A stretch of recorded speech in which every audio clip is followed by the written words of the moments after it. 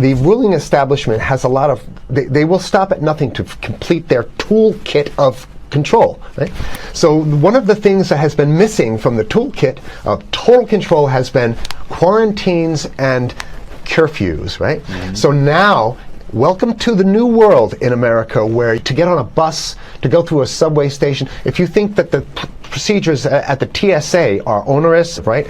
Guess this is coming to a bus depot near you. It's a more invasive way, and the ruling class needs this because, let me say, if the ruling class ever saw wide-scale civil unrest, you'd see an Ebola outbreak in America right away. Okay, so this is, what you see is that Ebola is another tool in the toolbox of the ruling class repression, control. Yeah, to keep down absolutely, repression. positively, 100%. This is a tool. Right. Ebola doesn't just magically start spreading. And then we have this doctors that come back here. The white people, of course, live. The two whites who got it survived. All the black people that get it die.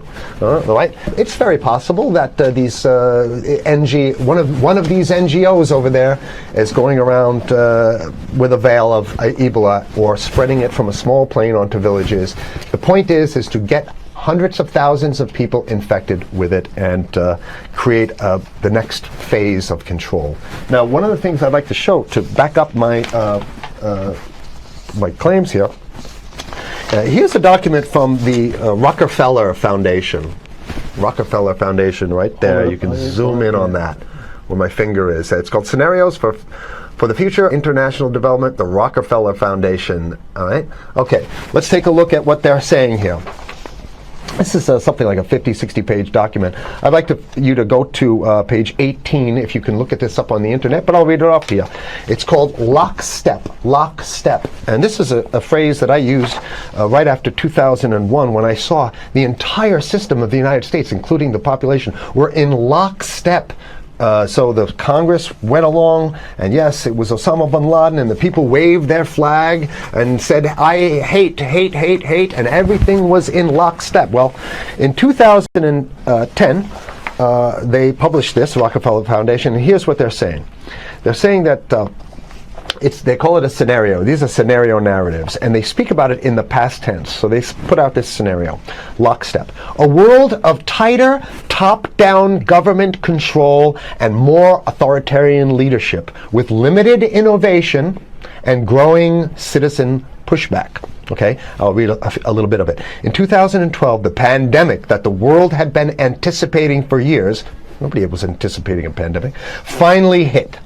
Unlike 2009's H1N1, this new influenza strain originating from wild geese, they use some scenario, but this is Ebola they're talking about. Ahead. Even the most pandemic-prepared nations were quickly overwhelmed when the virus streaked around the world, infecting nearly 20% of the global population and killing 8 million in just 7 months, the majority of them healthy young adults.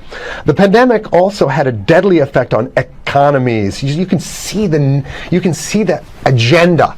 Just naked, raw, naked control agenda written down, and it's anybody's guess how this becomes effectuated in real life. So whether this is written specifically as marching orders, or whether people take it upon themselves in the intelligence networks to say, okay, well, this has been produced, so this is the plan here. But these narratives have to be written in advance, because the intelligence agencies don't know how to do these narratives. They need help. So these think tanks, they come up with these, like Rand Corporation, Rockefeller Foundation. These are think tanks of death. They're not the think tanks, they're not there to find great ways to help people. Right? Okay, the pandemic also had a deadly effect on economics. International mobility of both people and goods screeched to a halt. Which is what they want. They want a completely isolated world, right? Debilitating industries like tourism and breaking global supply chains. Well, of course they want tourism stopped, because they're not in the tourism business, and they want you at home in your house in front of the TV. Then they got you, because once you watch the TV, They own your soul. Even locally, Wait a second, we're on television. I mean commercial television, let's say. National. Even locally, normally bustling shops and offices sat empty for months. Okay, so I love how they talk about it in the past tense in 2010. Right? The pandemic blanketed the planet, though disproportionate numbers in Africa died. Southeast Asia and Central America, where the virus spread like wildfire. It sounds like the opening monologue of a disaster movie, right? Exactly. Now listen to, here's the good stuff now.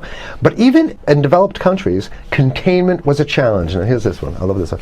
The United States' initial policy of strongly discouraging, in quotation marks, strongly discouraging citizens from flying proved deadly in its leniency. So they're saying, that... No, keep going. Okay, Read it. Just proved deadly in its leniency. So they should have been tougher, right? Accelerating the spread of the virus, not just within the United States, but across borders.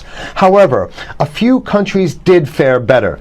China in particular. The Chinese government's quick imposition and enforcement of mandatory quarantine for all citizens, as well as its instant and near hermetic sealing off of all borders, saved millions of lives, stopping the spread of virus far earlier than in other countries. So the message is here is we have to look towards the Chinese, the oppressive totalitarian Chinese regime as an example of what we need to be doing here. And of course, the ruling class here loves the Chinese regime because they have demonstrated to the ruling class the most efficient form of capitalism, which is authoritarian capitalism. So we have capitalism, but unfortunately we have this veil. I get it. We have this veil of democracy. This is very interesting. This is continue on. Okay.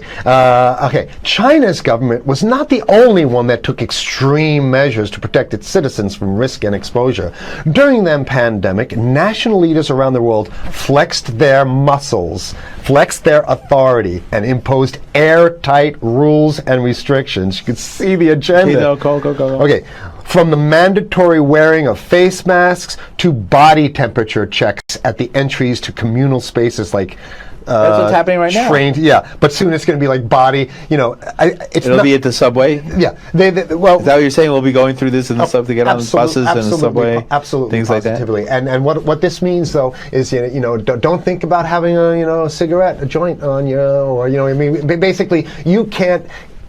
This is a dragnet for everything. So if in order for you in other words, just like with stop and frisk, this is ultimate stop and frisk. This is the ultimate cavity stop and frisk, cavity search kind of thing. All right, so during the pandemic, national leaders around the world flex their authority. Now there's some good stuff. Listen to this. And even supermarkets, they want body checks at supermarkets. Okay, so basically what they're saying is they're building a system where every move you make, you got to go through them. You can't get food. Well, how about if you go to the farmer's market? Right. Here's the good stuff now. I mean, it just keeps getting better. Even after the pandemic faded, this more authoritarian control and oversight of citizens and their activities stuck. And even intensified. That's the whole point. So they're going to get rid of... Didn't that happen already with 9/11? Of course. 9/11 was how many? 14 years ago, and we still have all these draconian so rules. So they're going to put the body cavity USA searches Patriot and all that. That's right. So in order to get to a supermarket, you got to have a body cavity search. And then when there's no more Ebola, well, you know what? We kind of like this way because we have a complete infrastructure of a control grid.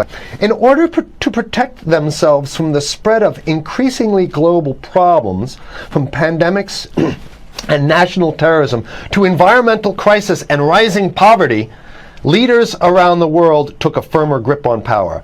Well, what the hell would rising poverty have anything to do with imposing strict citizen controls with face masks? So they're very sloppy stuff here. At first, the notion of a more controlled world gained wide acceptance and approval. I'm sorry. Nobody likes this stuff. So they're just saying it. Continue on. No, I have to provide analysis. Only because we only have 5 minutes left, so that's Oh my God, okay. Citizens willingly gave up some of their sovereignty and their privacy to more paternalistic states in exchange for greater safety and stability. I mean, that's just a complete naked contradiction to the famous saying that if you think you're going to give up a little bit of security, I mean, if you're going to give up your freedom for security, you're going to get neither. That's the long-standing thing. And here what they're doing is they're not even ashamed or embarrassed to absolutely say the exact opposite. They're saying, yes, we all want to give up our privacy and sovereignty for more stability and security and stability. So you don't get that. When you give it up like that, you get the shaft. Can you show us the cover again of what you were just reading? One more time, and then I have two more documents. Right, this is what we were reading here, and just zoom in a little bit so folks can see it. He'll zoom in, don't worry, you can relax. And scenarios for the future of technology and international development. Okay, now I have two more documents. Keep it zoomed. We have the National Security Memorandum of December 10th, 1974. This is Henry Kissinger's brainchild. The National Security Memorandum number 200. You can look that up on your internet. I'll summarize it. He says that there's too many people, we got to get rid of the population. So to answer your question. Oh, from earlier. Yeah, he says, he used the word depopulation, which is different.